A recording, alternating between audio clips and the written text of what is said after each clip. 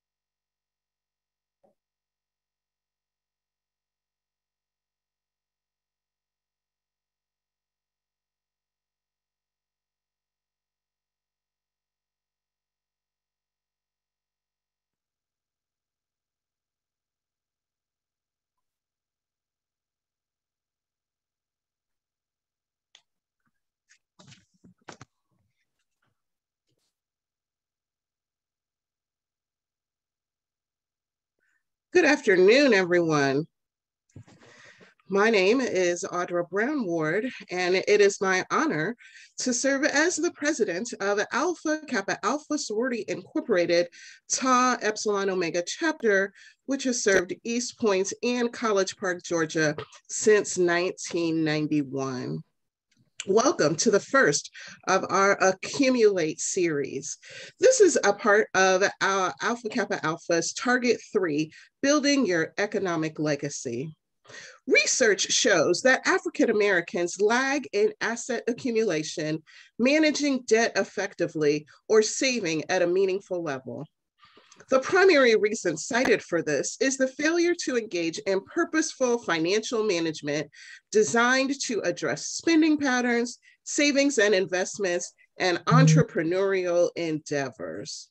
So what we want to do in Tau Epsilon Omega with this AKAumulate series is we want to provide practical but advanced financial planning information that will increase the fiscal awareness of our audience and lead to increased savings and asset accumulation in the African American community.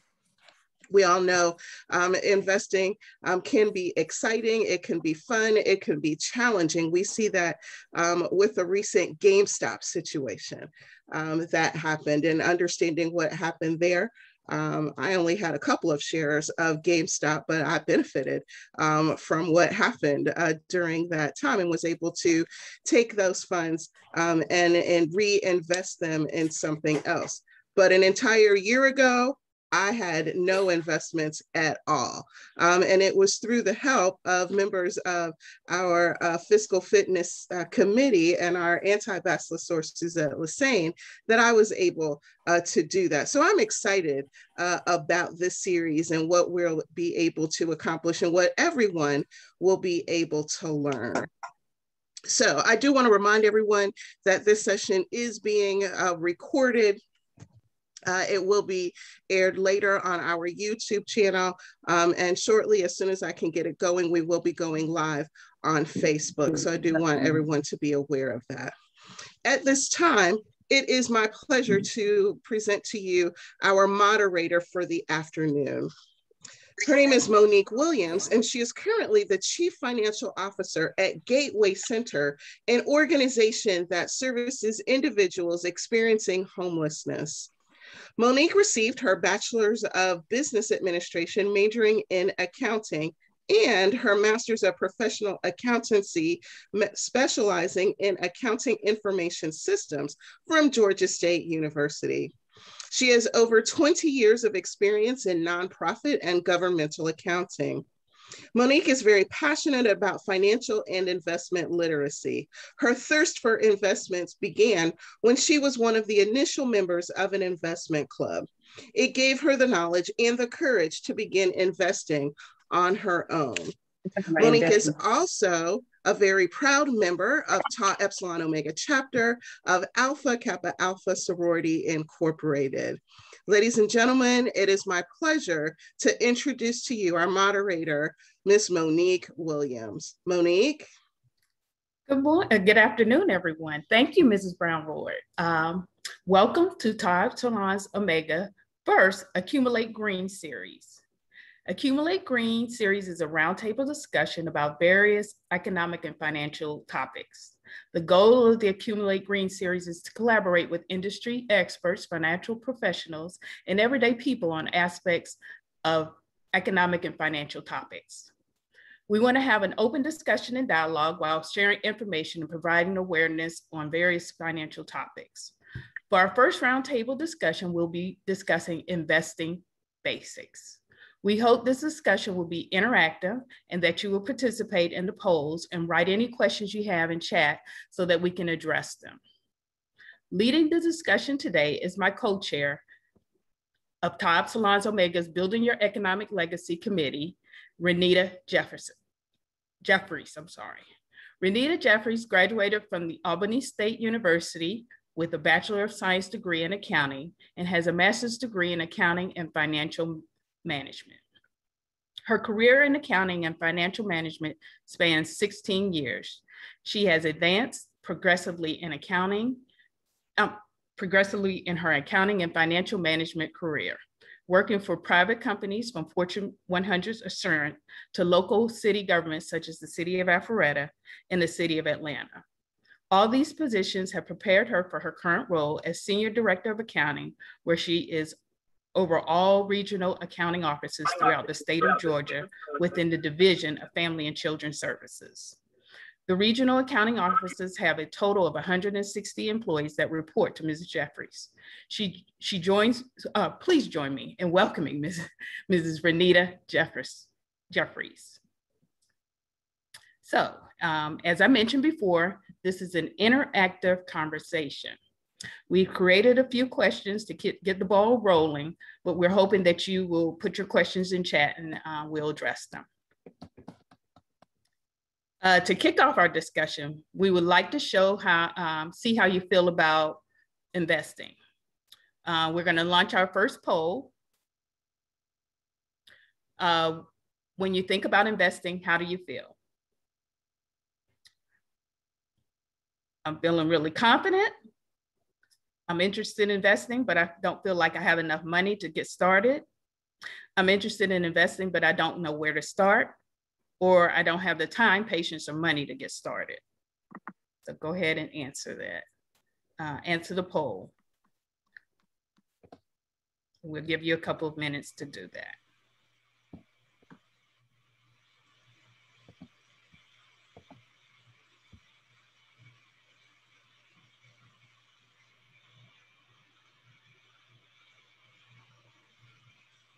I see one person in the chat says that they are hesitant. Yes. Okay. And how about investing. Right. Which is normal. Nervous. Okay. Nervous. Mm-hmm. All positive reactions to investing, might I add. Those are not negative. Yeah. We look at them as positive. Okay, can we see the poll results?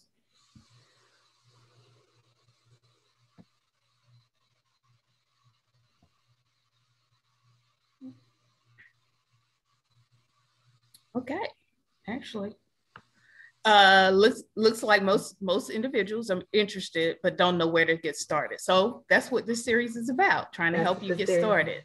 Mm-hmm. Absolutely. Okay, so Renita, let's get started in this almost post-COVID-19 world. What do you feel from a financial perspective we should have learned? What do you feel is from a financial perspective we should have learned? So I think we should all pat ourselves on the back that we're here today and that we are on our way out of a COVID-19 situation. So we definitely should pat ourselves on the back that we made it through a very, very tough and challenging time. But from a financial perspective, I think what's important is three things that you should have either learned or you should have thought about or are thinking about. Number one is a really important one, and that's supplemental income, right? It's something that a lot of the times I think that we push to the side, but because of COVID, I really think that that's something that has been forced to put it in the front of our mind. That's the first thing. The second thing is, am I really and truly ready for retirement? Or what if I was forced to retire, as in laid off? Am I ready for that? What is my next step? What would I do should that happen? That happened to a lot of people during COVID-19. So I think it's really important that we focus on that and we address that. Am I ready? The third and final thing is, do I have enough money in my savings account? Not only do I have enough, but do I have a rainy day fund? Am I regularly contributing to my savings account? So industry experts, financial experts say that you should have $1 million saved in an account, a savings account, a retirement account, some type of account, right? Just for a rainy day. And they also say that it's for your retirement. You should have $1 million saved. Ooh, child. Okay. And that's a lot of money, right? Yes, that's yes. a lot of money. So yeah, can you bring it back to something a little more realistic for some of us? Something a little bit more realistic for us.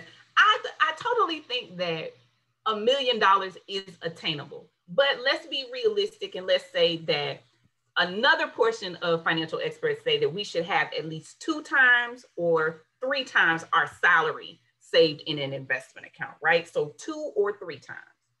So when I think of stability, like financial stability, I want you to picture a stool. You know, the stools that you sit on that, you know, when your mom used to do your hair and put the grease in your hair and everything, like you put you on the stool.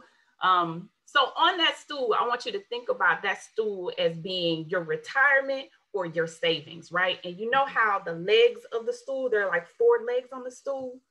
I think it's important for us to look at those legs on the stool and examine the stability of that. How stable are we in those different areas of the stool, right?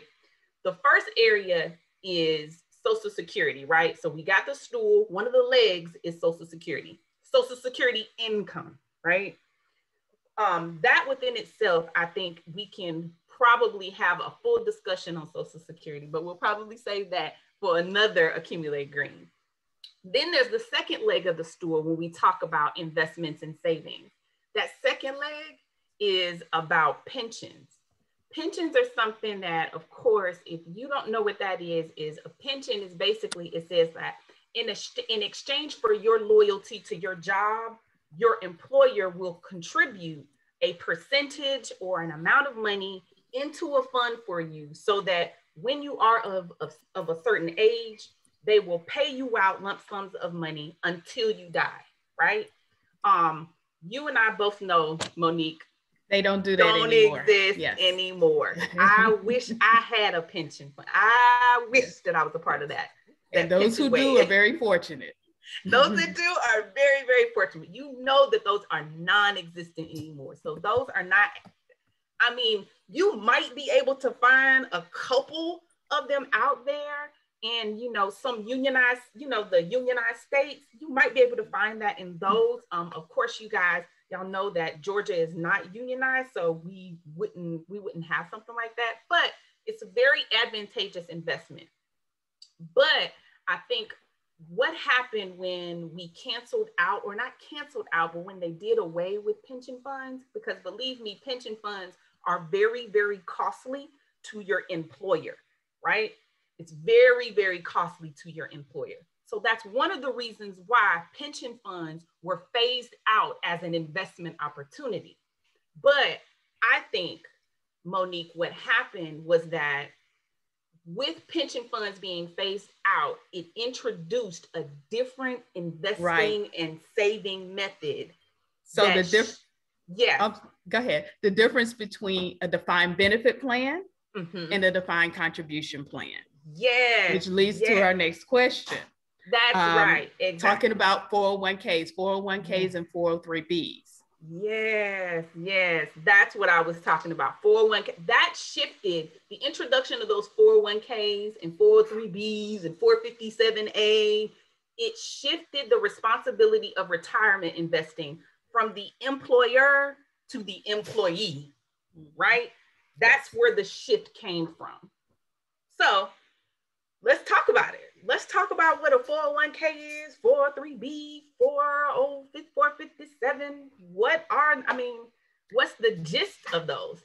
Number one, they're the most widely known investment plans. They are widely known.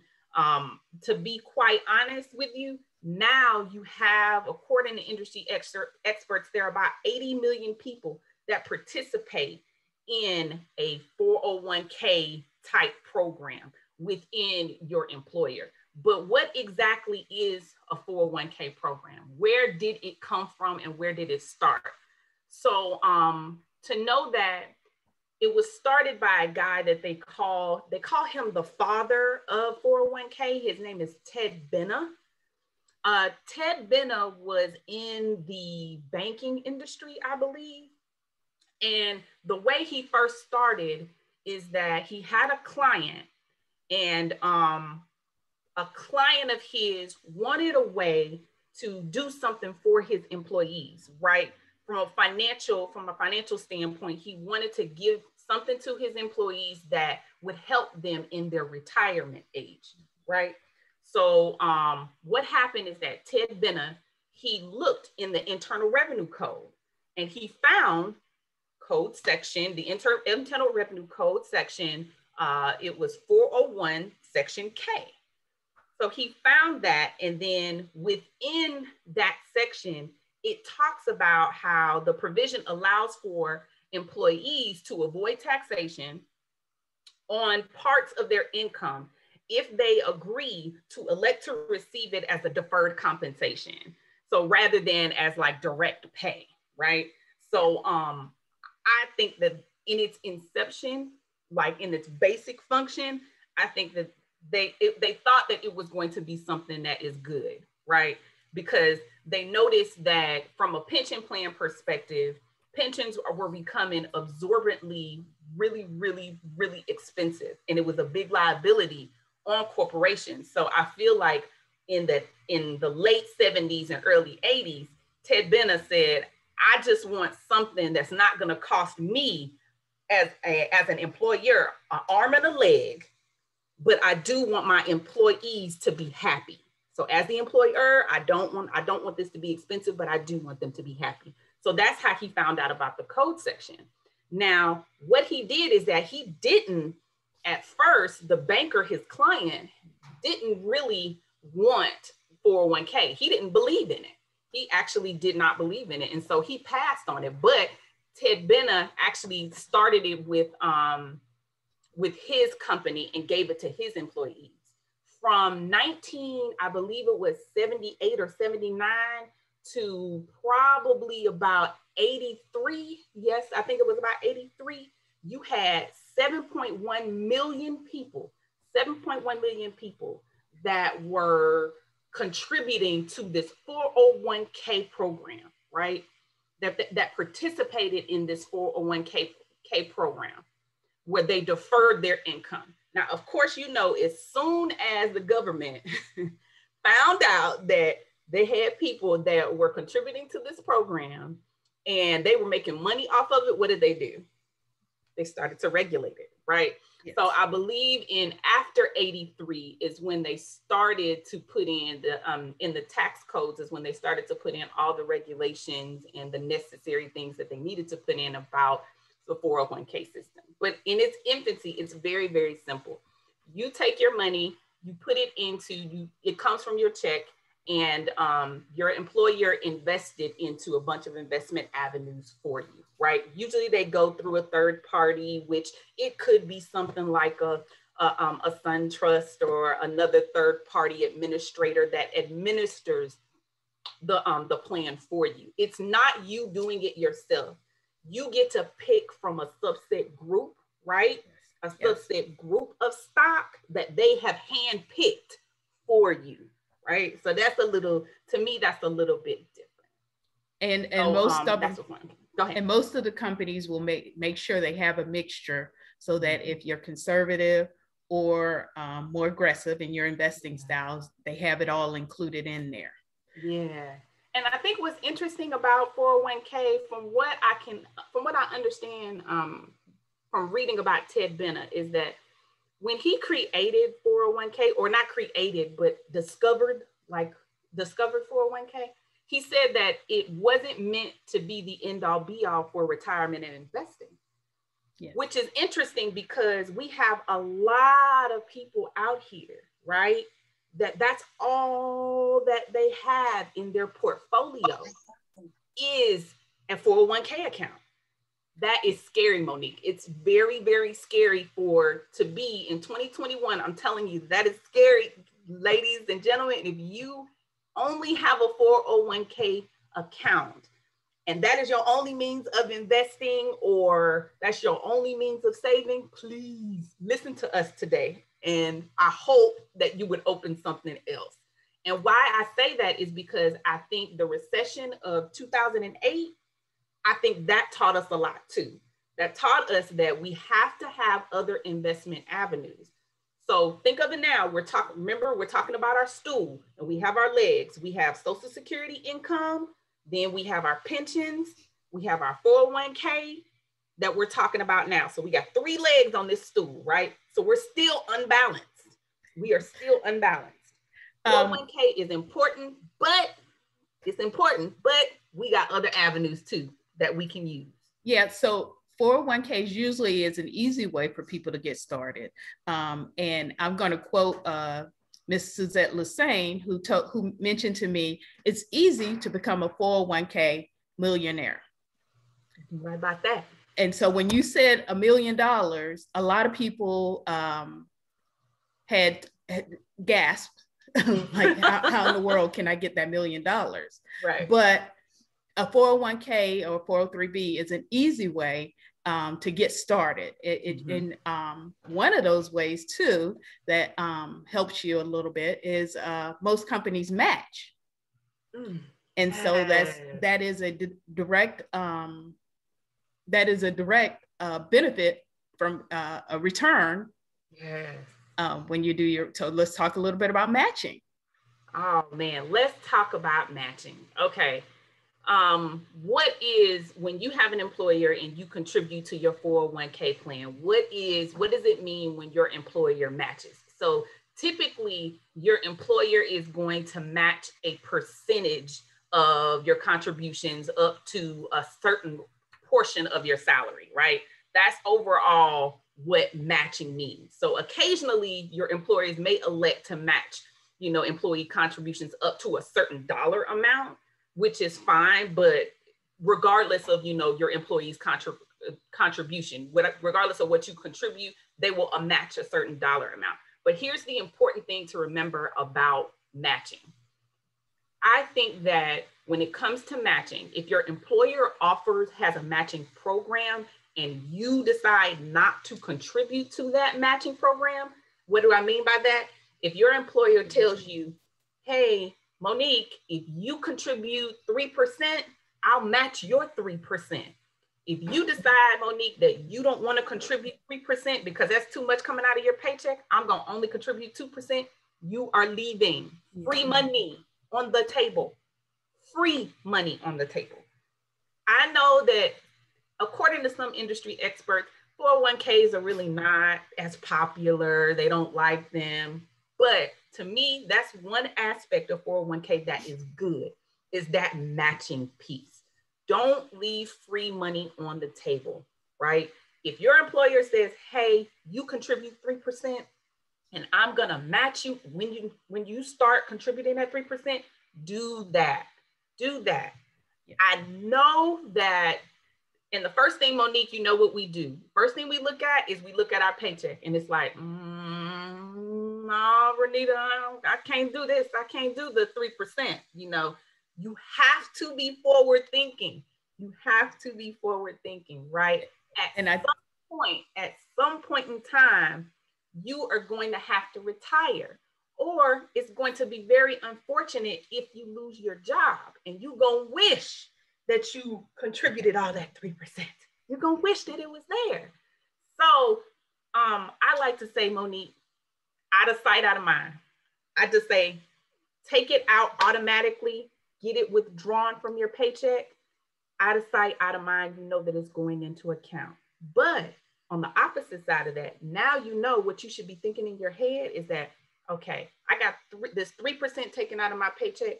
So now how am I going to make up for that? And I think that you should make up for that when we start talking about other investment avenues. Okay, and one more thing about I think we need to mention in respect to 401ks is they're pre-tax. Mm-hmm.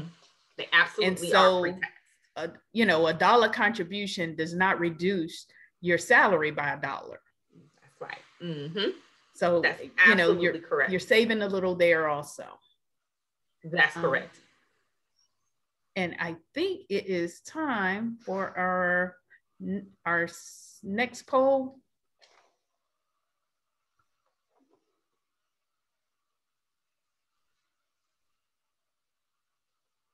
Is it? Yes. Okay, so from what we've discussed, if you have an employer-sponsored investment account, do you feel you're contributing enough for your retirement? Do you feel like you're contributing enough for your retirement needs if you have an investment account?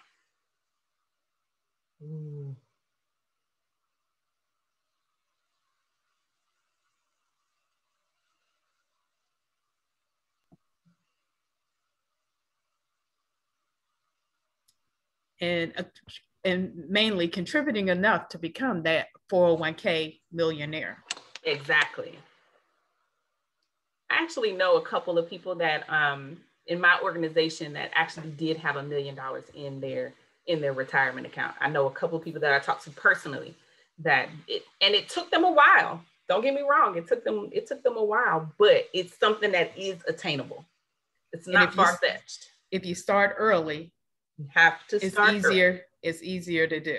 It is much easier when you start early.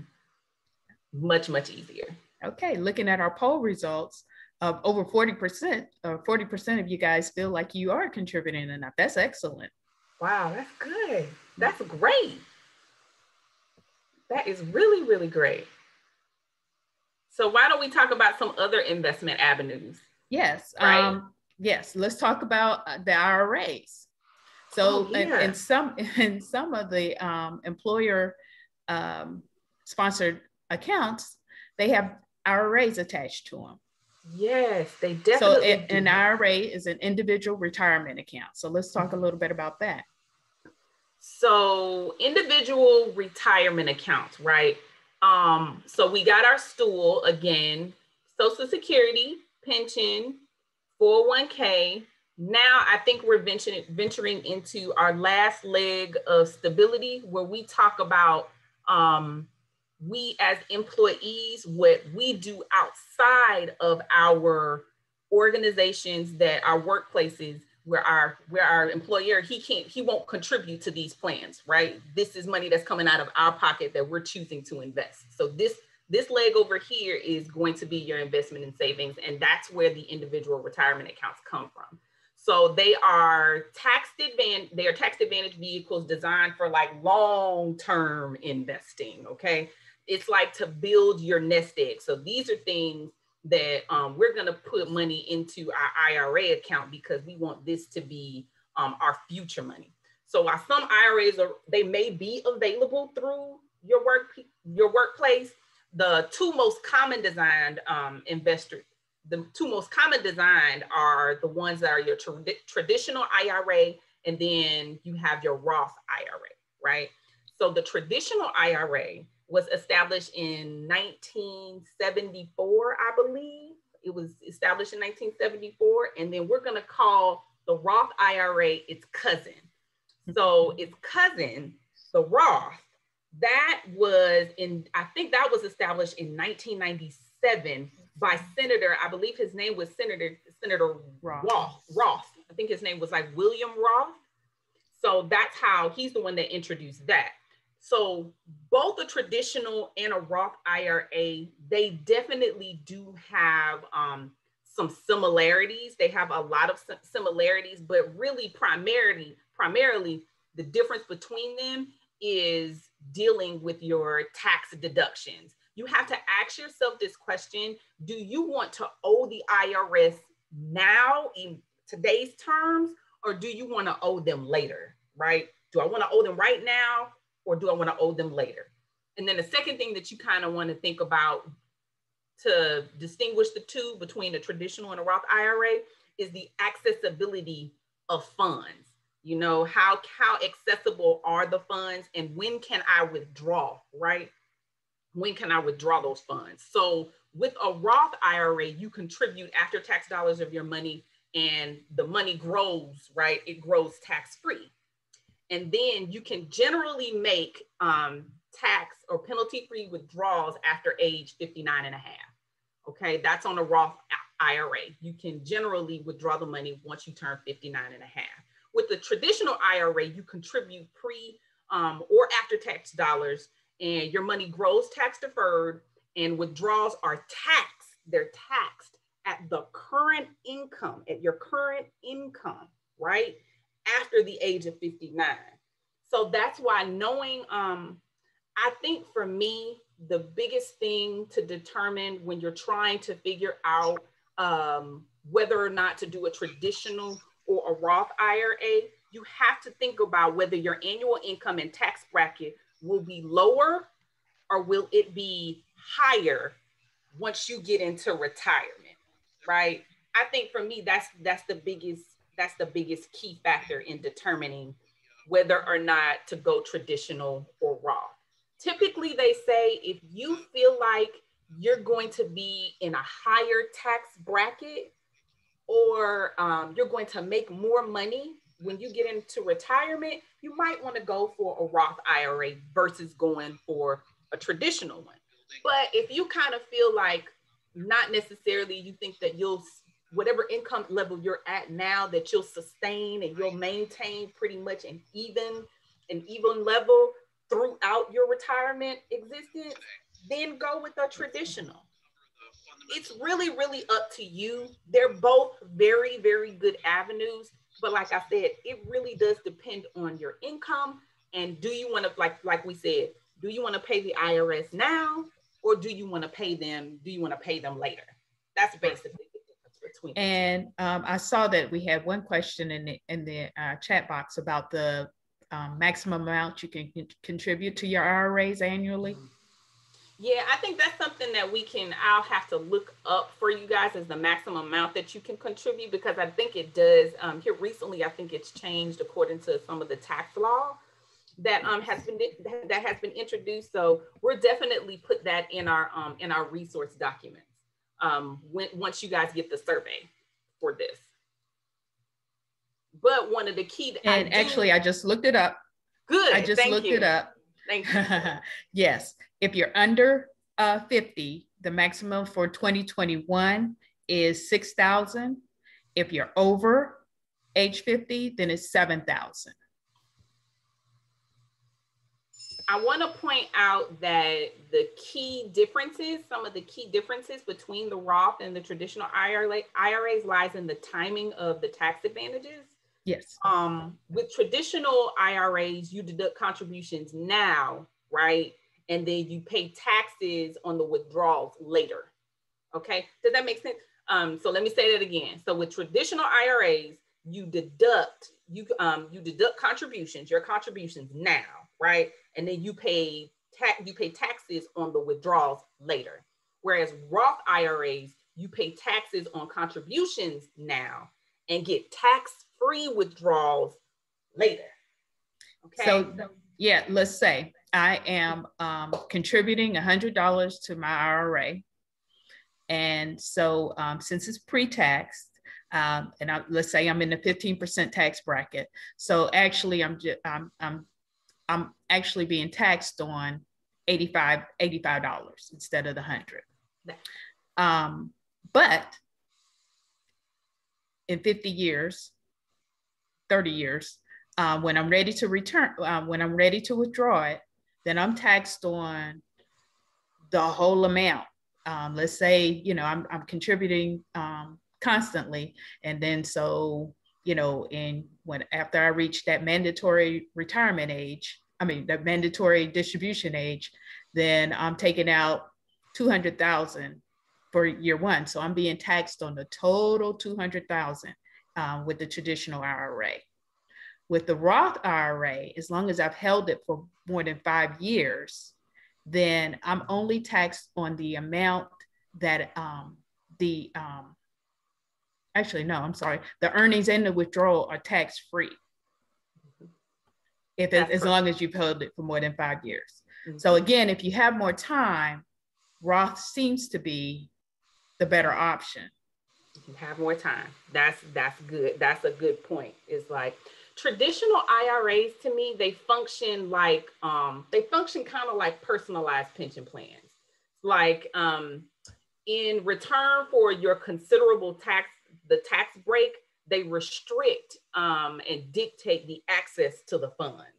That's how I kind of think of like your traditional IRAs. You know, in a pension plan, they're going to restrict your access to that pension. You're not going to be able to access that pension for, you know, X number of years, right? Which is which could be past 59 sometimes, depending on the pension, right? So that's how I kind of like to think of traditional IRAs. Roth IRAs to me function more like regular investment accounts. Like they only with tax benefits. So it functions just like a regular investment account, but you just have tax benefits. And they have fewer restrictions, but you also, it's good to point out, Monique, that they are Roths, you get fewer tax breaks, I think that that's it. And just a side note. So a lot of times, and I've had this happen to me, I left the company. And so you're asked to withdraw your money out of your retirement plan, your 401k, your 403b. And then in order to not be taxed on the total amount, you have to roll it over. And a lot of times that's how you end up with a traditional IRA. Because in order to not be taxed, you have to roll it over into a traditional IRA.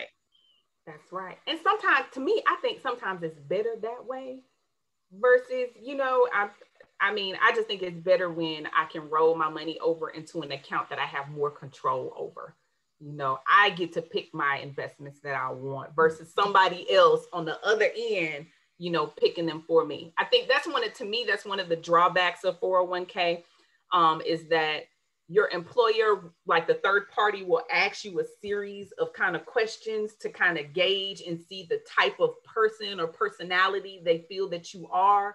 And then they pick the assets for you to invest in. And to me, that's one of the drawbacks of having a 401k is that aspect.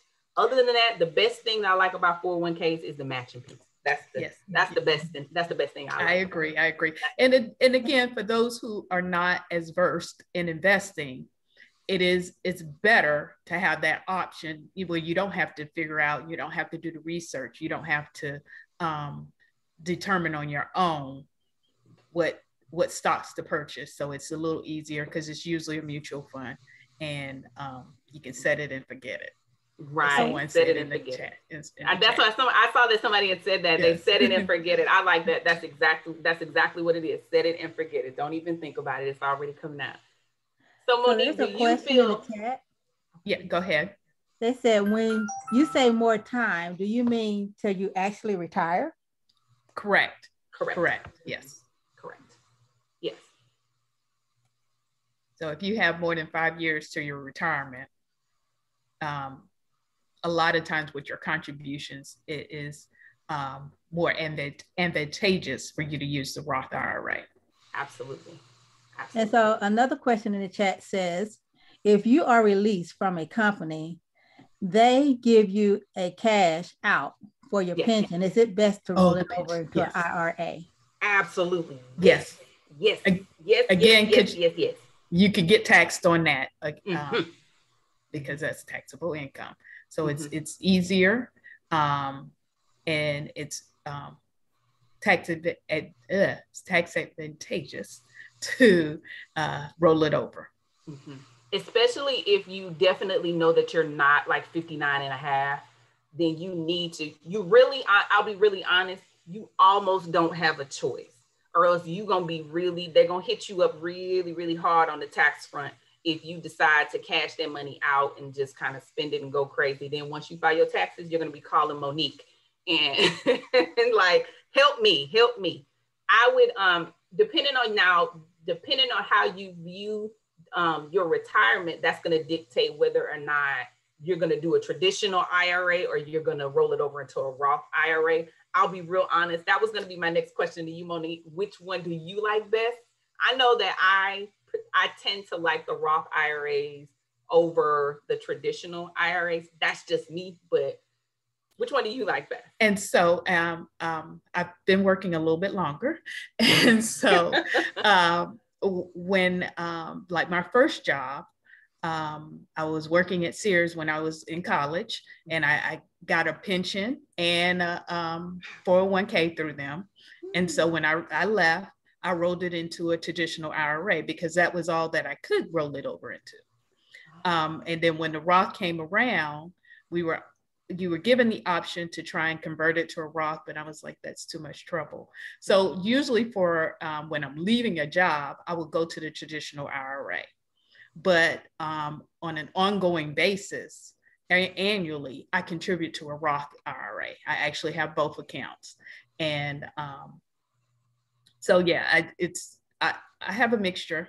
I wanted to bring up one more point, because you mentioned 59 and a half. So if you want to tell people why 59 and a half is an important age.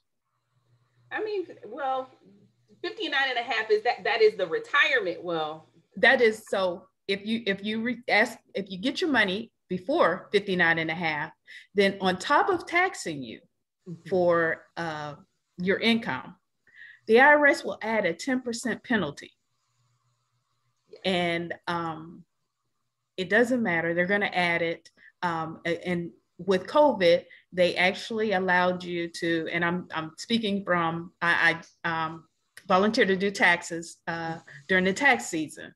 And so I've had a few clients who were upset because, they took their money out because they needed it because it was COVID.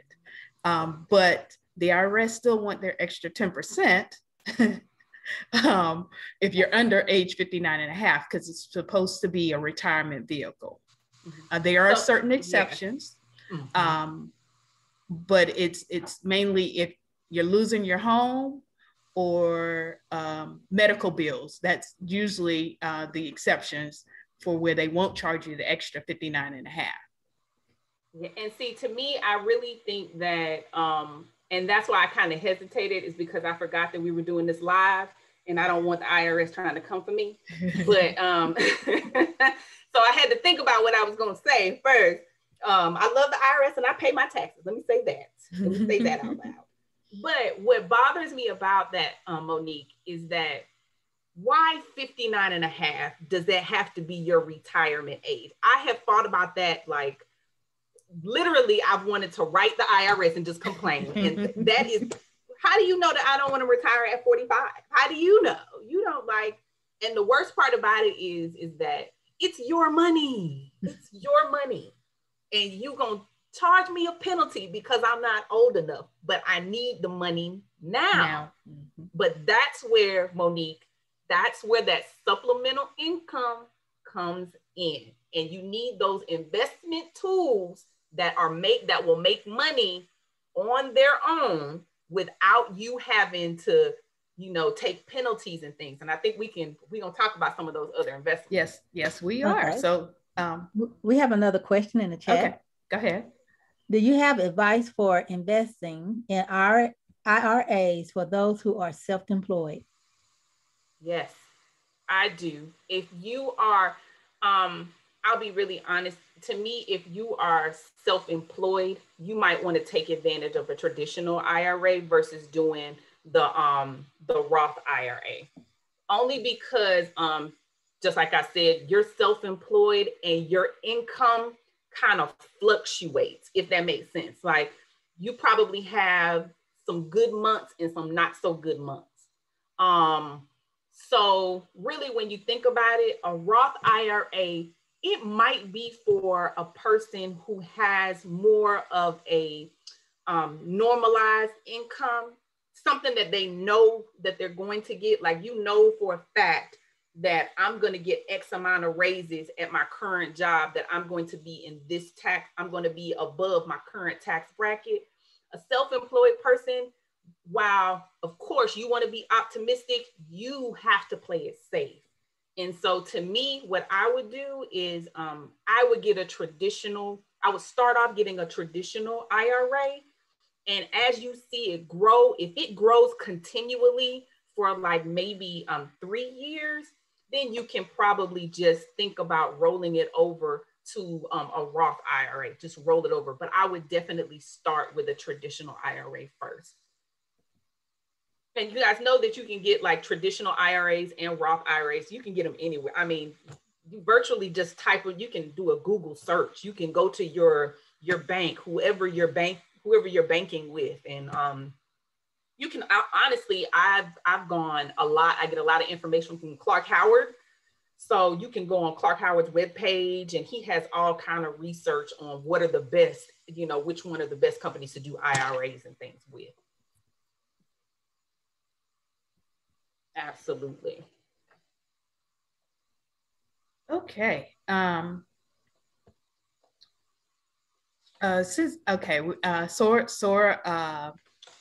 sorry. Mrs. Brown Ward mentioned about GameStop. Yes.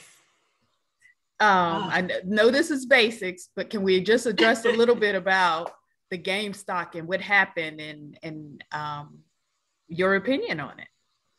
So, okay, let's start this off with how does everyone feel about investing in the stock market? Like, what are I'd like you guys to type in the chat, what is your current feeling right now about investing in the stock market? Like, one answer, I'm not investing my hard-earned money into that. Like, if people are just like, I'm not going to do it. I think we actually have a poll for that. Yep. Oh, there we go. Okay, we have a poll. Mm-hmm. Okay. How do you feel about investing in the stock market? So I'm not investing my hard-earned money in that.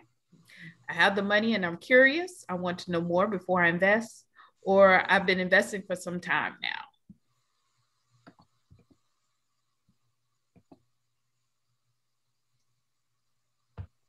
Yeah, I'd really like to get everybody's feelings on the stock market and how it's going now. But we're gonna do a deep dive into investing in the stock market in our AKAumulate Green series too.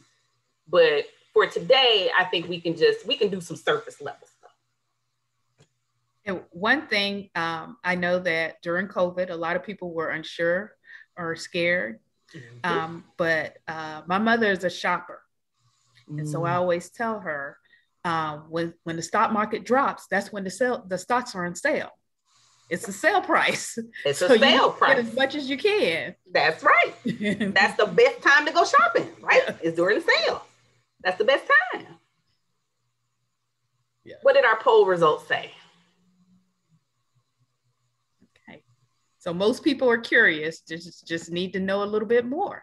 So keep coming to the series. I was about to say, so y'all coming back for AKAumulate Green too then. That's good. I like the curiosity in it. So, okay, so let's just, knowing that everybody's curious, so let's start at the basics. Let's start at the very, very beginning of the stock market, right? Mm-hmm. So, as you guys know, stocks are traded on an exchange, right? And the stock exchange market in the US we trade like financial securities, commodities, derivatives, and other instruments, right? In the past, traders and brokers, they used to physically go to one place, right, on the stock exchange. The best way that I like to look at it, you guys remember the movie Trading Places?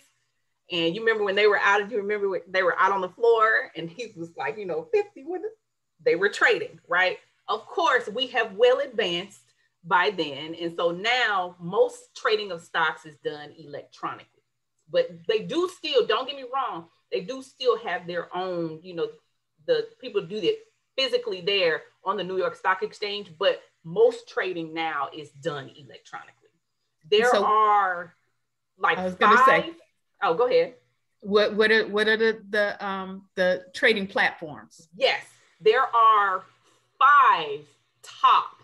The top exchanges are the New York Stock Exchange, the NASDAQ. Now, NASDAQ stands for National Association of Securities Dealers Automated, I think it's auditation system. Yes, that's what it is. National Association of Securities Dealers Automated quotation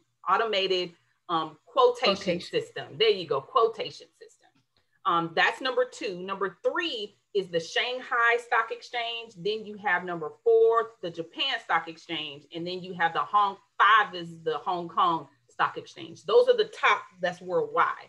In the US, we have the New York Stock Exchange, and then we have the NASDAQ. But what most people don't know is that we also have smaller exchanges that we trade on, like the Boston Stock Exchange or the Chicago Stock Exchange, that they only trade specific like products, right? So then your next question would probably be, okay, Renita, well, what is the New York Stock Exchange, and what is, you know, what is traded on the New York Stock Exchange? So on the New York Stock Exchange, that was founded in like 1790, 17 something. And the New York Stock Exchange, it merged with the European Stock Exchange. What's traded on the New York Stock Exchange, they have like certain, I guess it's called requirements, I'll say, for a company to be traded on the New York Stock Exchange. Yes. One of them is that in order for you to be listed, your company has to have $4 million in shareholder equity. So $4 million in shareholder equity. So if you're on the if you're listing your company on the New York Stock Exchange, you're a big dog. You are in the big game, right? And so who am I talking about? Bank of America, Boeing, Norwegian Airlines, AT&T, all of them are on the New York Stock Exchange, right? But then you have the NASDAQ, right? The NASDAQ is the largest electronic screen-based market. So what's traded on there? Those are companies that are like your Googles, your Apples, your Amazons, your Microsoft. It's popular because it's computerized, right? The NASDAQ is popular because it's computerized, and they do have certain requirements for you to be traded on the New York Stock Exchange. So of course there are listings on both. Now, so I have a question. Yes. Since this is investing basics, let's take it back to Finance 101. Okay. You mentioned 4 million in shareholder equity. Yes. Can you explain what shareholder equity is? All right. Shareholder equity is when I own a piece of the company. So let's just say that, oh, Monique, you said your mom likes to go shopping, right? She probably likes to spend money on different things. Like, give me something that your mom usually buys a lot of. What is something that she buys a lot of? I'm gonna go back to my basic. Kellogg's. Okay. Cereal. Kellogg's cereal. So really and truthfully, we're jumping into the first start of investing, which is you should invest in things that you buy the most of. You should invest in things that you buy every single day, right? So if your mom buys a whole lot of Kellogg's products, Kellogg's cereal and things like that, she definitely should be a shareholder and buy stock and equity in Kellogg's. So, and when I say equity, some people think that you can buy one share, right? Yes. Yes, that's true. You can buy one share, but understand it's just one share, right? One share of like a million shares, right? So And when we do the Accumulate Green series 2, we're going to jump into like the full process. But for purposes today, what shareholder equity is just I own a piece of that company via my shares, right? So when you think of the New York Stock Exchange, like I told you, the Boeings, the AT&Ts, that means over $4 million in shareholder equity. That means they have given part of their company to other people, and they're listing that on the exchange at a certain price. So if we have, it's a dollar value, which most of them are. Most of them are a lot more than that. Mm-hmm. And you have 4 million shareholders, then your value, your shareholder equity is $4 million. That's correct. And so, yes, that is correct. Just a side note that the Kellogg, when I was in the investment club, one of the things that I learned was during the recession, people still buy cereal. Absolutely. And so that was one of the reasons why Kellogg's is one of my go-to, because exactly. No matter what, you have to eat, and you have to eat for whatever reason, people still buy cereal. There you go. We got another question in the chat. Okay, go ahead. Can you recommend a few brokerage accounts? Yes. So few brokerage accounts. I would say I'm gonna start with the easiest ones. I think I'll start with the easiest one. If you've never heard of Robinhood is probably one of the easiest brokerage accounts. Okay, so everyone knows the story of Robinhood, right? Robinhood, he stole from the rich and gave to the poor. So Robinhood, you can actually find, it's an app, and there you can also get it on and open an account online, but it's one of the easiest forms because it's right at your fingertips and you can do it like right away via the app. There are some social media influencers and YouTube influencers that have issues with Robinhood because they say that while Robinhood is supposed to be for the people, they think that the people behind it are the bigwigs and that they're taking advantage of us. So that's something that we'll talk about too in Accumulate Green series. And I will mention a couple of more traditional accounts, TD Ameritrade, Fidelity. E-Trade, yes. E-Trade. Yes. And they a lot of the brokerage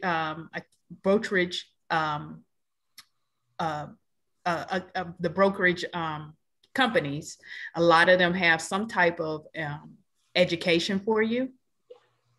And you just, kind of look and compare to see what you want, the education, the assistance versus the cost, because a lot of times the more help you get, the more costly it is.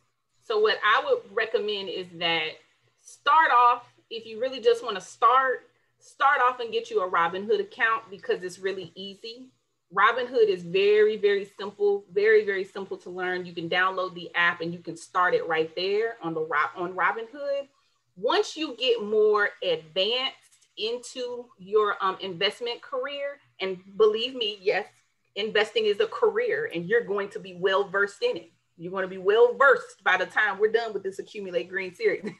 But then that's when I would suggest you get like a TD Ameritrade, Fidelity, E-Trade. You get those accounts because then by that time you'll have a little bit of you'll have like knowledge of the stock market and everything, that by the time you get to those upper echelon accounts where your bank will be in, your money is going to be in the account, that's when you'll really be savvy at trading. That's a great question, though. That's a really great question. Another question in the chat, it says, what about Forex trading and how does that factor into everything else? Okay. So for those of you that don't know what Forex trading is, that's foreign exchange currency trading. So I think foreign exchange currency trading is good when we talk about cryptocurrency. That's what we're going to talk about in a minute, is cryptocurrency. But if you just to kind of, how does that play into the stock market? I think really and truthfully, Forex trading is good. And Forex trading is just, when I say it's just like crypto, it's just like cryptocurrency trading in that it fluctuates and it has its waves, right? Forex trading, for you guys, you know, Monique, it's when we're trading like the US dollar against what the Canadian dollar might be. Or we're trading the US dollar against the Japan dollar. I mean, so that's the gist of it. I think that Forex, I invested in Forex, I believe that was a few years ago. That was about 5 years ago when it was really hot. It's just, it acts the same way as stock and crypto. It has its waves. Sometimes it's good, sometimes it's not so good. It just comes up, it comes down, you know. So it's just another way to diversify. Another way to diversify. Mm-hmm. We're definitely going over Forex trading in our series 2. Okay, yes. We got any more questions in the chat? Yes. One person said, I might be showing my age, but what about buying gold coins? And is it still popular? Buying gold coins, yes, it is. You're not showing your age. No, you're not. That's you're not showing your age. It's seasoned. I'm seasoned. Good people. Y'all good and seasoned. But yes, that is still popular for people to buy gold. I will say that in recent months, you have seen the price, well, kind of over the past 2-3 years, you have seen the price of gold kind of drop. So I think it's important. I think it's important to do that. But again, that's another investment avenue. And it's still very lucrative, very, very lucrative. Okay, they said, speaking of coins, what do you think about Dogecoins, and can you explain that?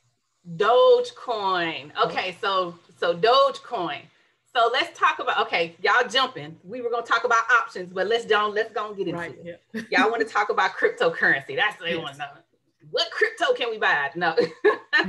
Okay, so let's start with the basics of what is cryptocurrency. For those of you who Miss Monique that aren't very familiar with what crypto. And I'm one of those people who are not familiar with cryptocurrency. You know, I think the biggest question that is on y'all minds about crypto is it real currency?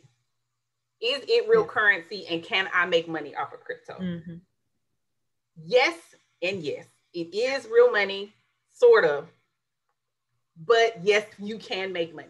I have to explain. Okay, I have to explain. So crypto it's a digital currency that can be used to buy goods and services, right? But it uses an online ledger with like a strong cryptography to secure online transactions, okay? So cryptocurrency is like a form of payment, okay? It's a form of payment that can be exchanged online for goods and services.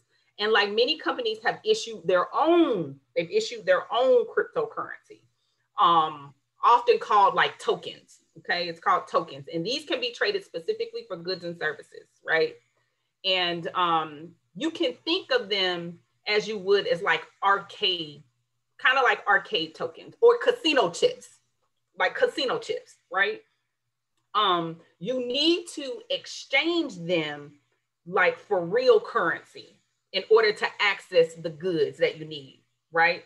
So once you buy something with crypto, keep in mind, if you buy cryptocurrency and once it's up, if you want to cash out, of course, there is an exchange rate. And it's kind of like that person that asked about Forex trading, how in Forex trading, you actually do have like a currency exchange rate that I have to, if I buy the yen or something in their dollars, I want to turn that into US dollars and I have an exchange rate, right? Same thing. That's the same, it's along the same lines with cryptocurrency. So there are more than, I believe, 6,700 like different cryptocurrencies that are publicly traded. And also you can trade cryptocurrency on the Robinhood app, which they make it really, really easy. That's why I say you really probably should get you like a Robinhood account and just put a little bit of money in there and just start playing around. Just start playing around with it and getting yourself familiar with it. But you can trade cryptocurrency on Robinhood. Now, I'm going to interrupt for a minute. And so just like any other stock, almost, it can go up or it can go down. That's how you make your money. That's how you make your money, is it buying low and selling high. That's right. It can go up, it can go down, it can go sideways, it can go any. Crypto is a ride. Let me tell you that. Crypto is definitely a ride. But as of April 13th, I think it was as of April 13th, I think that we have like $2.2 trillion in cryptocurrency. And then after you've been $2.2 trillion in crypto, which I think is really, really good. So what are some of the different types of cryptocurrency? You have like Bitcoin, and there's Bitcoin, there is Ethereum, there is Dogecoin, of course, that's more recently. Dogecoin is more recent. There's XRP, and there's something called Binance. I think it's called Binance Coin, something like that. But let's talk about the Dogecoin really quickly and what happened with this Dogecoin. Okay, so if you are going to start on your stock journey, I would want you to download an app that's called Reddit. It's Reddit, Reddit, Reddit. I think it's Reddit, yeah. And really, Reddit is just a social media platform. But the interesting thing about the Reddit app is that you have a bunch of people that are on this app that are talking all things investment related. They are talking about stocks. They're talking about the performance of stocks on this Reddit app, right? And they're just, at one point in time, this is how GameStop, they inflated the price of GameStop intentionally. So as I said before with Robinhood, right? The traditional story of Robinhood is Robin steals from the rich to give to the poor. Well, there was a group of investors on Reddit that thought it would be a good idea to stick it to the man. So what they said and you can find like the conversation, if it's still there, it's on Reddit. They intentionally started pumping money into stocks, the GameStop. They started pumping money into GameStop stocks to drive up the price, right? They wanted to drive that price up, and they did it successfully. Once everyone saw that the GameStop price was going up, what did you do? You started pumping your money into it because you wanted to get a good return, right? Remember, what goes up must come down. It's the law of physics. Whatever goes up, it must come down. Eventually, it will come down, right? So that's how they started to drive up the price. Dogecoin was something, it was a similar thing. People get on Reddit and they started having conversations about this new coin, Dogecoin. Elon Musk, who he's the one that, he's the inventor of the cars, those, what do they call them, Monique? The Tesla. Yes. The Tesla cars. To me, they look really futuristic cars that look just like, they shine, and they're expensive too. They're expensive. But so he started talking about this Dogecoin, right? He goes on Saturday Night Live and mentions, the only thing he did is, if you watch Saturday Night Live, he just mentioned it. That's all he did. And then the price of Dogecoin started to go up. There is a YouTube influencer that he actually talks about the stock market. He had a friend that invested $188,000, his entire life savings, into Dogecoin.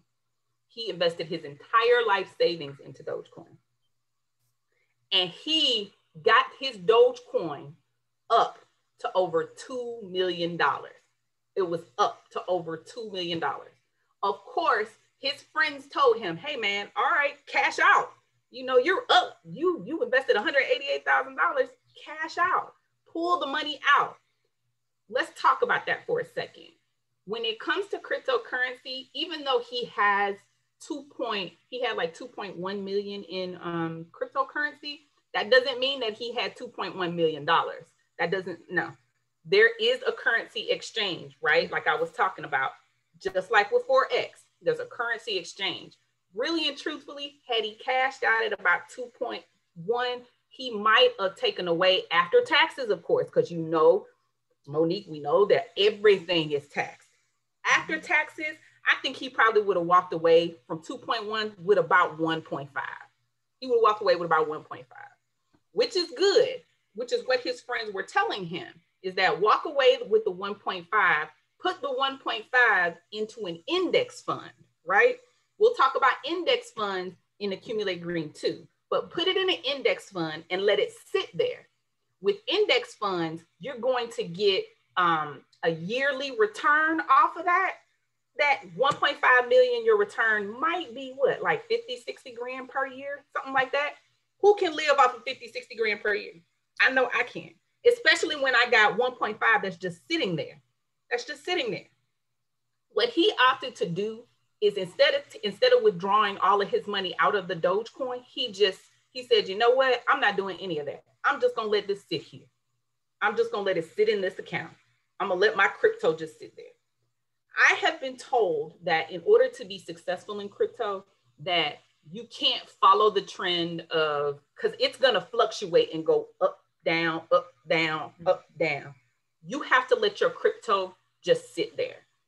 And I think to me, that's a little bit different than the stock market, right? I mean, right, Monique? I think to me with stocks, you have to kind of watch it. There are times when I need to move money out, where I need to move it out and I need to move it around. And so I saw one of the questions, and I'm from, again, old school.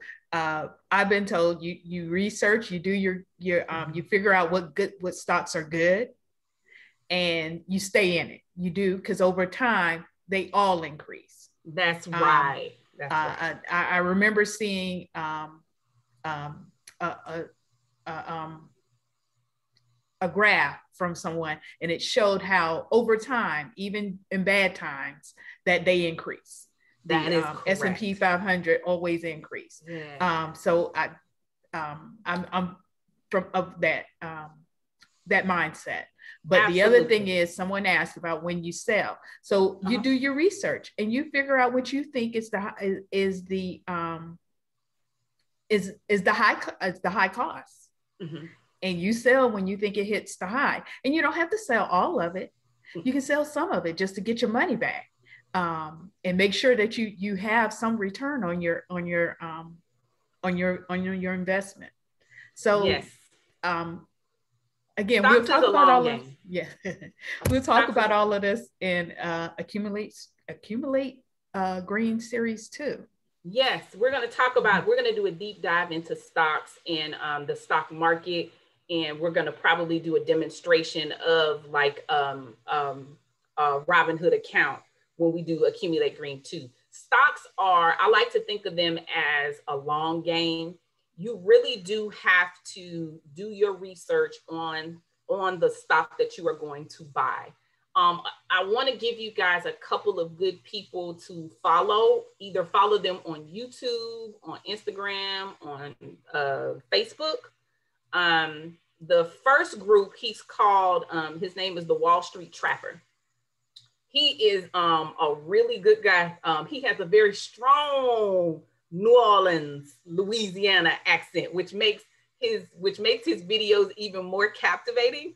So that's his name. His name is the Wall Street Trapper. He has a really good story about, I do want to point out all of these are African-American. They are all Black. I am pro-Black, so I'm giving you all Black. So yes. And he has a really good story, a very good story where he was incarcerated, and that's how he was introduced into the stock market, is through another guy that was in the penitentiary with him, that was serving like a white collar crime, right? And it kind of turned his life around. So his name is the Wall Street Trapper. Another group is called Earn Your Leisure. Earn Your Leisure. It's a group of guys that are out of New York.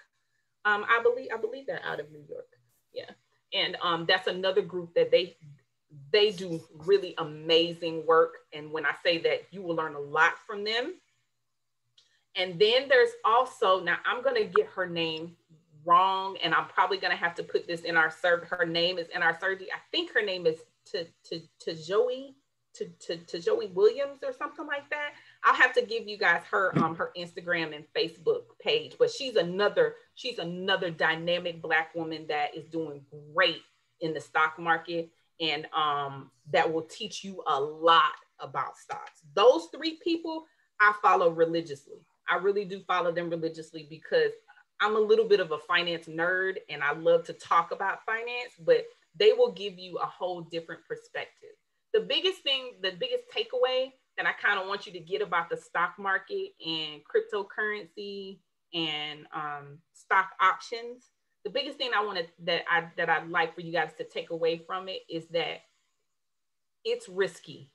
Yes, it is risky. When we talk about our stool, when we're talking about the stool that we're on, we're in this last leg when it's these personal investments. Yes, it's risky, but it's something that you can't afford not to do. Because do you understand that if, let's be honest, when it comes to Social Security, like I said, we can do an Accumulate Green, right, Monique, on Social Security itself. When it comes to Social Security, we're not all going to be guaranteed Social Security. And we all know that we can't live off of Social Security alone. You cannot, right? So then there's that second leg, pensions. Well, I don't know about you, but I don't have a pension. I didn't have that in my portfolio, right? So I'm already on an uneven stool. I do have a 401k account and I do have other investments. That's why I think really and truthfully, being nervous about the stock market and stock investing in cryptocurrency, totally normal. But it's something that I think that you can't afford not to do. I think it's something that you can afford to try. I definitely think that you can try it out and see if it works for you. You have the stock market, which I look at stocks and cryptocurrency are things that you have to continuously monitor. You have to continuously monitor those things. But when we go to Accumulate Green 2, we're going to talk about options trading and options contracts. Can we just do a little brief overview of options real quick? Sure. When it comes to options contracts and options trading. So what options are is, an option is just that. It is a contract that you have to buy a certain number of stocks, right? So options are financial instruments that are based on the value of underlying securities of a stock. So options contracts, they offer the buyer the opportunity to buy or to sell, depending on the type of contract you hold or the underlying asset. So when you're looking at an option, you're looking at buying at a contract basically to buy or sell a product, buy or sell the stock, right? And options have calls and they have puts. And we can definitely dive deep into, because there's a lot to talk about when it comes to options and when it comes to stocks that I don't think we have time for on this call, but I do want to say that if you are interested in stocks and you're not the type of person that wants to monitor the stock every day, and what I mean by that is I find myself sometimes going to my Robinhood account. I'll go to that every day. I'll go to my TD Ameritrade account every single day, checking the price of the stock and trading. But there are some people that really don't want to do that every single day. Then you should definitely take a look at options trading, because with options trading, you can there's a length to the contract that you hold. So it's not something that you got to monitor all the time. You can't set it. You can set it, but you cannot forget it, right? You can set it, but you can't forget it, right? Mm-hmm. So, but I think it's a really good alternative to not doing stocks if you want to do options trading. So we got a couple of more questions in the chat, and one is, should you use a separate bank account when trading investments or your regular checking account and savings? Oh, yes. Don't put your investment account as the same as your checking account. No. Now, granted, it can be tied to it. Like you can link it, meaning you want it to be easy for you to be able to transfer money and buy stocks. Yes, you can link it, but you definitely should have a separate investment account and a separate checking account. You don't want those two to I wouldn't recommend that you mix the two, because it can get really ugly really fast. Really so fast. that plays into like the previous question with the brokerage accounts. So yes. what you would want is you would have some cash in your brokerage account in order to buy your stocks. And that's correct. And as Renita mentioned, then you can tie it to your checking account, so you can put some money over there, but you don't want it messing with your checking account without you initiating it. And you know what? That brings up another good example of a brokerage account, Acorns. I actually love Acorns. Right, Acorns would be I think Acorns is my number 2 after my 401k account that I like.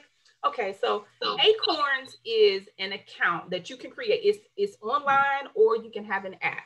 They actually do trade stocks. A brokerage firm trades on your behalf. It operates kind of similar to the 401k, where when you establish the account, you have to answer a certain questions, because they want to know the type of person you are and how you want to trade, how you want to trade in the future. And then they do it on your behalf, but you get to monitor it. And if you link your checking account to it, you get to put in money to your Acorns account and save over time. And so your money will grow, right? So like, let's just say you want to link your Bank of America account and you want to do $50 a month, which is really good. You can put $50 a month. It'll go straight to your Acorns account. Now, here's the best thing that I like about Acorns. Let's just say you link your debit card to your Acorns account, right? Then you got to go get some gas. Go get some gas. The gas that you got was $15.50. When you set up your Acorns account, you can do what's called roundups, right? So if you do roundups, I went and I got some gas for $15.50. You know what Acorns is going to do? Acorns is going to say, hey, give me that other 50 cents. I'm going to charge $16 to your card, but we're going to put 50 cents in your Acorns account. We're going to put 50 cents in your Acorns account, and we're going to invest that money for you. That is a really, really great way to set it and forget it. That's a really, really great way to set it and forget it. But be careful now. Don't link every single account that you have to your Acorns account, because you will start to realize, Lord, why I got so many roundups coming out of my account? This is ridiculous. So be careful. Don't link every account that you have. What I would suggest that you do, link the account that you use your debit card the most on, because then you'll start to cognitively say to yourself, you know what, let me use this card because I know it's going to my Acorns account. I love Acorns. It's like another way for you to invest. It's the best way for you to invest. Okay. We have any more questions? I see one of the questions is the next topic we're about to go over. Okay. We've talked about 401ks, IRAs, and stocks. Let's talk about some of the other methods of investing, like mutual funds and annuities, bonds. Yeah. Yes. So I like to think of mutual funds, bonds, certificates of deposits. All of those are kind of very normal, and I'm going to use this word, safe. Right? Can we call them that? Can we call them conservative? Conservative in safe ways. They are definitely some of the most unpopular ones, right? We can agree that they're not widely talked about. But what are they? What exactly is a mutual fund? So a mutual fund is it's a type of investment vehicle that consists of a portfolio of stocks, bonds, and other securities. Mutual funds, they give small or individual investors access to like diversified, like professional managed portfolios at really like a fraction of the cost. So mutual funds, they're like divided into several kind of categories. It's like representing the kinds of securities that you invest in. and their objectives and the type of returns that you're probably going to seek. So mutual funds, they charge like annual fees, and they're called like expense ratios. And in some cases, some mutual funds have commissions. Okay, so you have to be careful when you're buying a mutual fund. This is one of those times when you want to read the fine print, where you have to read the fine print, because you'll find that those commissions and those fees, they can add up, and you got to be real. Yeah. That come into play, no load mutual funds. Yes. You got to be smart, and you got to read the fine print on those. I'm not saying that they're not good investments. They are good investments, but just read the fine print and know about the expenses and the commissions that they're trying to charge you, because that eats into your return, that eats into your profit. And anything that eats into your profit ain't going in your pocket. Yes. And so for those who don't know, no load means that they don't charge you the fees. Right. And they usually have a lower return rate than some other ones that do charge you fees, but just something you need to research and educate yourself on. That's right. That's why banks, always ask if you want to open these types of accounts. Yes, yes, Anjanette, yes. That's exactly one of the first questions they ask when you open an account with some of those big banks. And this is how the banks, that's how they make their money, is off of these types of accounts. But like I said, very, very good investment avenues. It will diversify your portfolio. Definitely will diversify your portfolio. So a bond, if we're talking about bonds, a bond is another like fixed instrument that represents like a loan made by an investor to a borrower, right? So it's typically like a corporate or a governmental like bond. And it's also, you could think of it as an IOU, basically, between the lender and the borrower, right?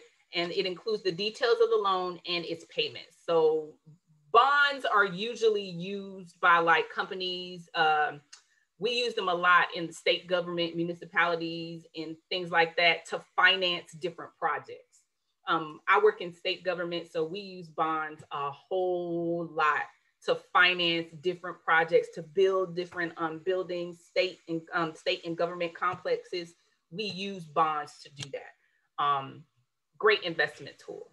Certificates of deposits are really good for your kids. If you have children, it's a great way to get them started in investing and to start their investment journey. I would definitely buy a certificate of deposit for your child or children.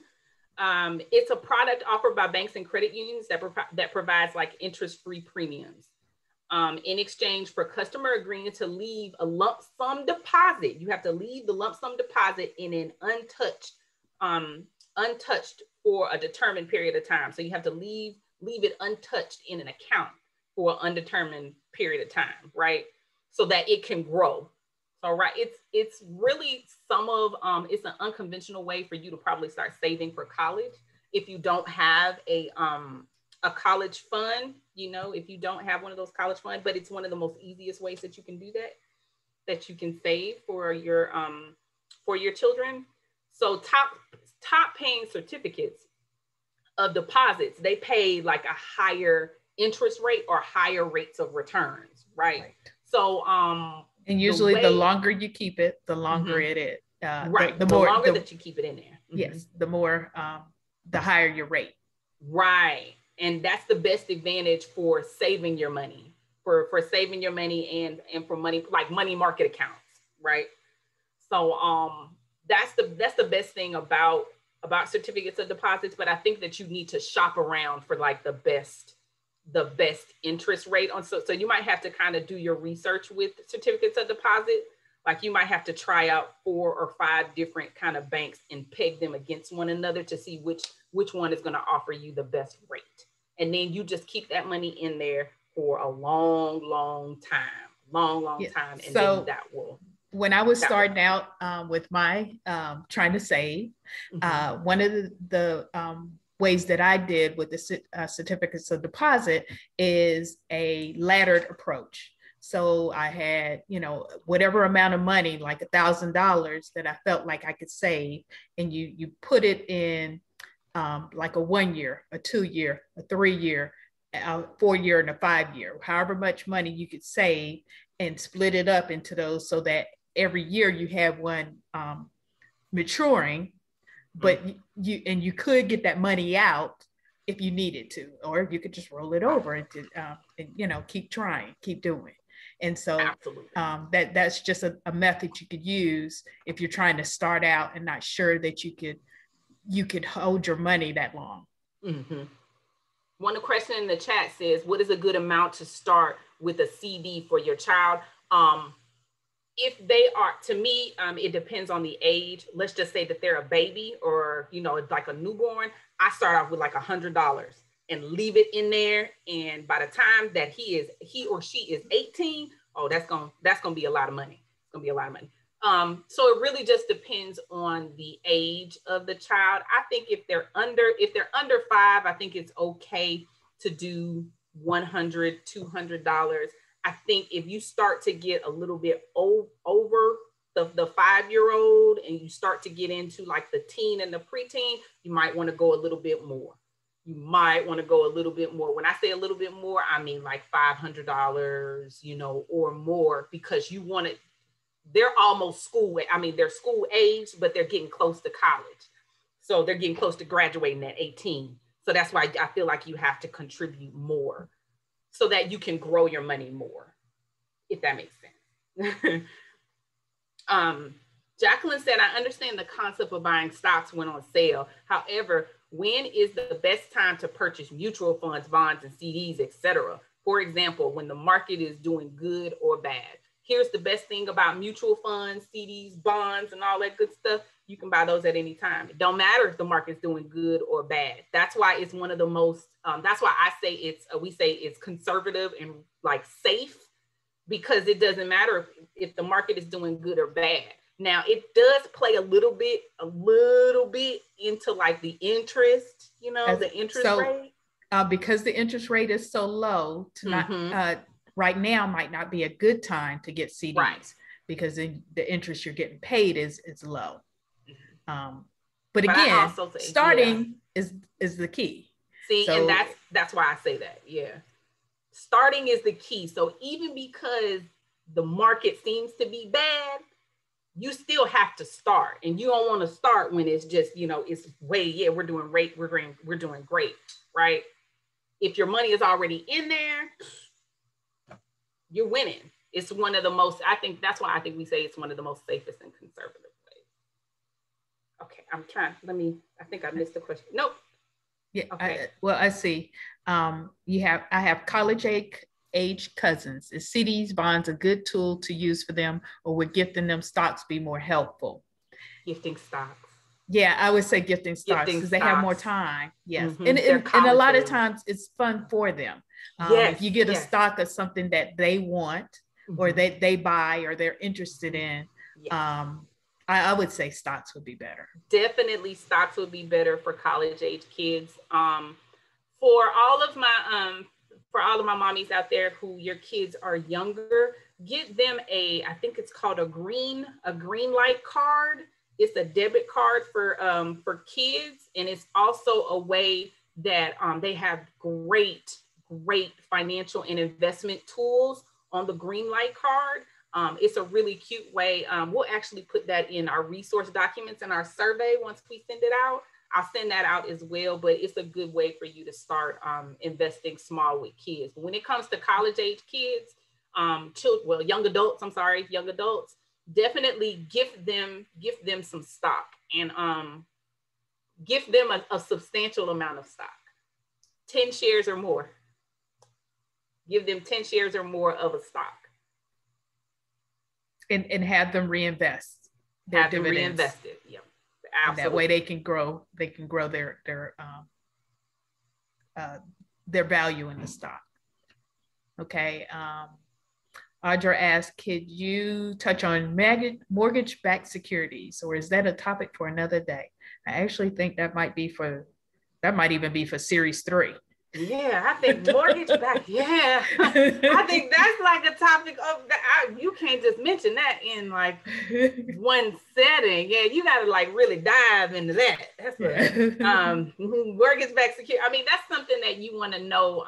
Yeah, thank you, Sarah Audra, because that's definitely a topic that we want to tackle. Look into. Yes. Yeah, that's not something that we want to just take one time. I need like 3 hours to talk about that. I need 3 hours to talk about mortgage-backed securities. You can make some money off of it. You can, but it's a little risky. Okay. It's a little risky. Yeah, it's a little risky. That might be an offline conversation that we don't want. No, I'm just joking. We'll figure out something. Okay, any other questions? If we don't have any other questions, then Monique, I think I have a question. What are my closing thoughts? Go ahead. I have a question. Okay, go ahead. If you have a retirement account that is old and it is inactive from another state, I've been looking at the information. They will, I know that, like, how can I say this easier? The current job that I have now, they switched companies that was the company that was handling all the retirement. And so I was able to just roll that over. Right. But for this other state, it's almost as if I have to get a refund. There's not an option listed that will let me roll it over to another account. What kind of account was it? Do you know? I do not. Probably, it sounds like it might have been a 401k account. You said you work for the state, I'm wondering right? if, because she said she can't roll it over, it may be a 457B. Right. Yeah, if you can't roll a 401k, you should be able to roll it over. But if it's a 457B, those are a little bit more complicated. Okay. Mm-hmm. So it's just sitting there and it's not doing anything. Mm-hmm. So are you taxed when you get that refund, if that's the only way that you can get it? Okay, that's what I was wondering about. Mm-hmm. You're taxed when you get it. They're going to tax you. But what I would encourage you to do is to see if you can roll it over to a specific type of an account with your current employer. It's just it's gonna take a little research on your part. Like, you're gonna have to go and you're gonna have to talk to your human resource person, and you're gonna have to sit down. And I hate to tell you this, you're gonna have to sit down and you're gonna have to read those thick benefits packages that has everything in it, because you're gonna have to read the fine print to see the type of account that you're gonna have to roll it into, so that you don't get hit with the tax portion of it. So don't just leave it in there, even because if you leave it in there, think of it like this: it's just money that's just sitting there. It's not accumulating any interest. You're not spending it. And it's been sitting there since 2013. Yeah. So see, you could have been making interest off of all that money that was sitting there. So so just try. But if you're gonna hate it, but it'll come out in the end. I promise you, it'll be worth it. Just, you're gonna have to sit down and you got to read the fine. This is one of those times you're gonna have to read the fine print. And while we're talking about it, Monique, I wouldn't invest in a 457 unless I had to, unless I was forced to. That's just me. I don't like the restrictions. I don't like the restrictions of 457. I don't like the restrictions. And actually, from an administrative point of view, I don't like it because what we found out, we actually had one at my old job, and we found out that the value is not really the value. Yes. It's very, very complicated. It's complicated. And so it, your liabilities doesn't necessarily match your assets, and it gets very, very messy. It gets so messy. That's why I don't like it. Again, that's my personal feeling too. Yeah, that's a personal feeling. The reason why we got it was because we had people who had maxed out of the 401k. And so it was another way for them to save their money pre-tax. Yes. And so that would be the advantage of it. But it is very complicated. It's complicated. You have to roll it over into a like plan. Yes, absolutely, absolutely. So the question in 457, the that's chat just is like the yeah, 457B is and again it's part of the IRS code, and it's another pre-tax vehicle. So it's just like we said with the with Ted Benna, the guy, the 401k father. Only thing is it's a internal revenue code. If you type in, go do a Google search and type in internal revenue code, then you look for 457A, B. It's 457B. 457B. Yeah, it will tell you right there exactly. It's just the internal revenue code. Yeah. So I think I don't see any more questions, but for me, I think the final takeaway, if I had some final takeaways that I would like for everyone to think about, or your feelings about investing, it would be two things. One, start early, but it's never too late and you're never too old. I think that's the biggest thing for me that people sometimes don't realize, is that just because you didn't start when you first got your first job, it doesn't mean that it's too late for you to start your investment journey, because there are plenty of investments that are out there. We just gave you just a few of the very basic ones. You know, we could probably talk all day about the investments, but it's Sunday. So, but my second thing that I wanted to tell you guys, that you mentioned in the chat, you said set it and forget it. Please make sure you automate the money that is going to your investment accounts. That is what set it and forget it. That's the premise of set it and forget it is, because it's out of sight, out of mind. You don't even think about it, and you will be much, much better off when you see that your set it and forget it, it gave you a great return on your investment. That's what it's about, ladies and gentlemen. It is about dollars and cents, and we trying to make sense of these dollars in the account. That's what we're trying to do. So set it and forget it. Try not to think about it. Just think about, hey, when I'm in my retirement, I am going to be balling. I'm going to have a good time in retirement. One thing that we don't want to do when we retire is have to retire and get another job. We don't want to do that. We don't want to do that. When we retire, we just want to retire. How about you, Sarah Monique? What are some final thoughts? Again, the earlier the better, and the more you can, realistically, the better. You put in as much as you can. Don't break yourself. Don't not eat, but at least put in as much as you can, because, and especially in those 401k plans that are being matched, at least put in the match so that you get 100% return on your investment. Absolutely. Again, a lot of options out there, and set it and forget it. I'll reiterate. Set it and forget it. Sora Suzette says that you can set up an automated transfer of any amount weekly or monthly. Start somewhere. Try $25 every 2 weeks. Anything is a step towards investing. That is, when I say that is great, that is very, very, very good sound advice. I will say that you do have to make sacrifices when it comes to investing, because it's something that you have to cut back in other areas of your life in order to be able to invest. And that's a good thing. I think that's a really good thing when we have to cut back on certain areas. What do I mean? I'm a person that loves coffee all day, every day. And sometimes I can spend a lot of money on coffee. So I've realized that $15, $20 I may be spending per day, I can invest that money into a different stock, into AT&T or into Apple. And I can grow my money that way, so that one day I can own my own coffee shop instead of buying it from somebody else. So that's what I say. I have another question. Okay. Sure.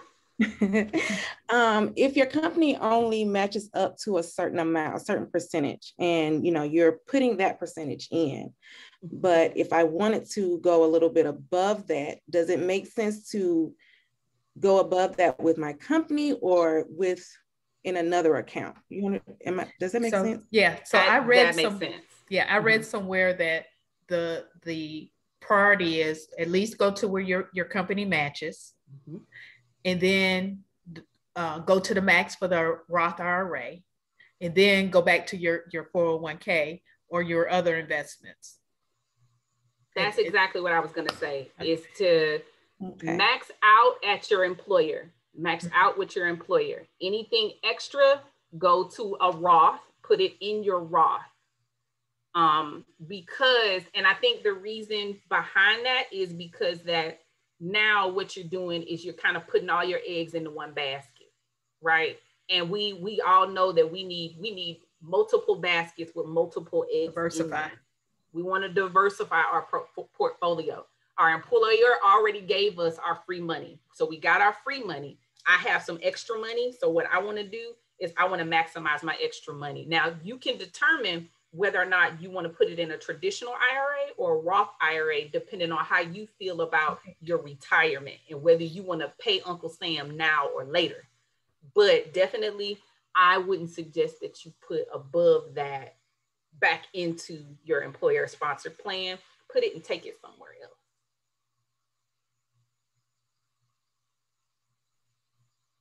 I hope you guys will be able to join us for our next Accumulate Green series, which it will be in September. I think it'll be in September. That one, definitely, we are going to dive a huge nosedive into the stock market. We're going to do a nosedive into the stock market. We're going to talk about options. We're going to talk about stocks and cryptocurrencies. We're going to do a demonstration online about it. We're going to we'll probably walk you through some of the easy, like the Robinhood account versus doing like a TD Ameritrade, because I know TD Ameritrade, E-Trade, and Fidelity, those are very complicated accounts. Like I have one, so I have multiple. So it's complicated and they just take a little bit more time to learn. And but the Robinhood account is very, very easy. Very, very easy. Okay. I think I'm gonna turn it over to Suzette. Miss Suzette Lassane. So we just spent, an hour and 50 minutes investing in ourselves. We invested in wealth creation. We invested in changing the narrative around money, investing, and shifting the focus for our future. Show of hands, I want some interaction here. Show of hands, who learned something new today? Good. Love it. I see a lot of hands popping up. Wonderful. Who is taking a step as a result of this workshop? Again, reaction, user reaction, show of hands. Who is taking a step towards opening a brokerage account? Awesome. I see some hands. Who's taking a step around educating yourself more about financial discipline or wealth creation? I even learned something. I didn't know about Acorn. So you know what I'm doing right after we get off this call? I'm opening up an Acorn account because I did that with my bank. I had with the Bank of America where I can't remember what they called it, but it was a roundup. Every time you go and you spend, they round it up and they put it in a separate account. And then all of a sudden I was like, oh, I have a lot of money in that account. And it was just rounding up from the 15 cents, right? 25 cents. But Acorn, I'm on it. I'm doing that. But let me talk to you a little bit about this committee.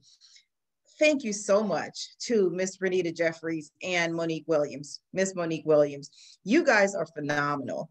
I will tell you, their passion for financial education is unmatched.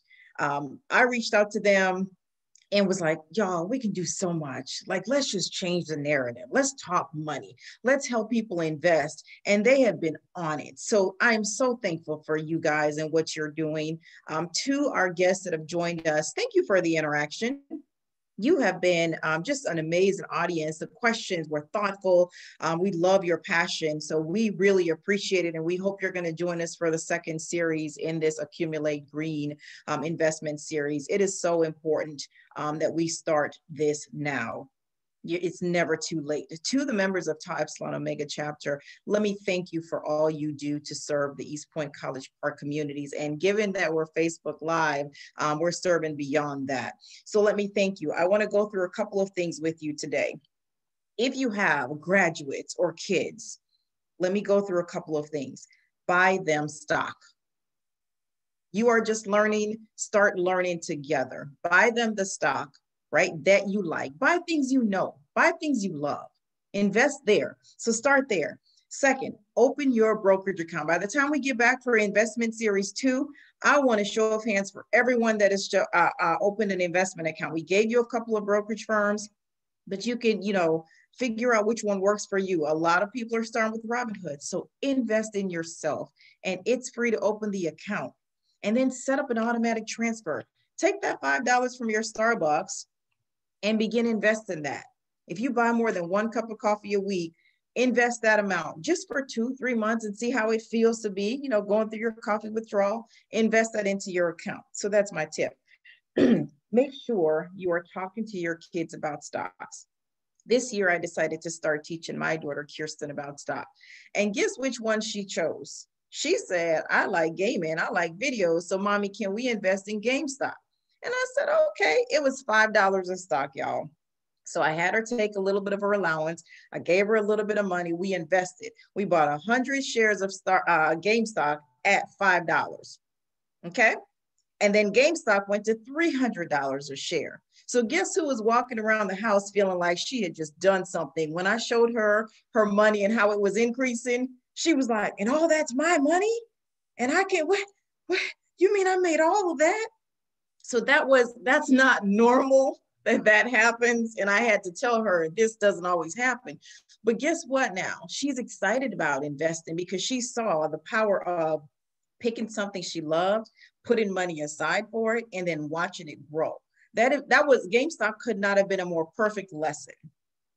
It takes, I keep saying this, talk to them about investing in 401k. You heard Ms. Williams talk about earlier, I believe in the power of the 401k. I believe you can be a 401k millionaire. You can tell your students that when they get their first job, start investing in a 401k. You would be amazed over a 20, 30, 40-year period if you invest. And every time you get a raise, like someone said in the chat, add a little bit more to it. You would be amazed over a 30-year period of investing in a 401k, how much money you will have at the end of that period. And then when you get more senior in their careers, right, you can tell them, max it out, right? When you start getting a little bit more money, max it out. Don't just spend that money, right? This is important for us to start early. My daughter is 11 years old. I have no problems talking to her about money and money management. It's never too early. When did I learn? I learned after I went to college and graduated, after I got a credit card and, I got a t-shirt for it and racked up some debt. That's when I started learning. So let's teach them different than we knew, okay? Last thing, never too late for you on the call to start investing. We talked about your kids and your graduate, never too late. Miss Audra Brown Ward and I had a conversation, was it this summer, I believe? I can't remember when we talked, maybe it was the fall that we started talking. It was about a year ago. About a year ago, there you go. And I said, start somewhere, take $20, put it in an E-Trade account. I had an E-Trade account, I have a couple of other accounts, but I said, put it in there. She's like, well, I don't know where to start. Okay, what do you like? Miss Nicole Brown is on the call. Tell me the stocks that you like. Okay, you like Michael's because you like crafting, you like certain restaurants, right? Start there. Now buy a couple of shares. And then all of a sudden she was calling me like, oh, guess what I invested in? Guess what I just made? And I was like, oh, snap, right? So again, it feels intimidating. What you just heard, I hope we've spent some time in an hour and a half, hour and 50 minutes breaking it down so it doesn't feel so intimidating, but you can begin investing and you can begin shifting the narrative, right? And you can begin teaching others around you how to do this. The market is open for everybody to invest. That's the beauty of the market. And so I want to thank you guys. I am passionate about wealth creation. I am passionate about changing the narrative about, how we educate those that come behind us around their money, around saving and investing, around wealth creation, right? Around financial freedom. So I am so thankful for you for joining us. I am excited to see you in series 2, and we'll be sharing that information once we get those details settled. But on the behalf of the Tau Epsilon Omega chapter of Alpha Kappa Alpha Sorority Incorporated, thank you so much for sharing 2 hours with us to shift the mindset around wealth creation.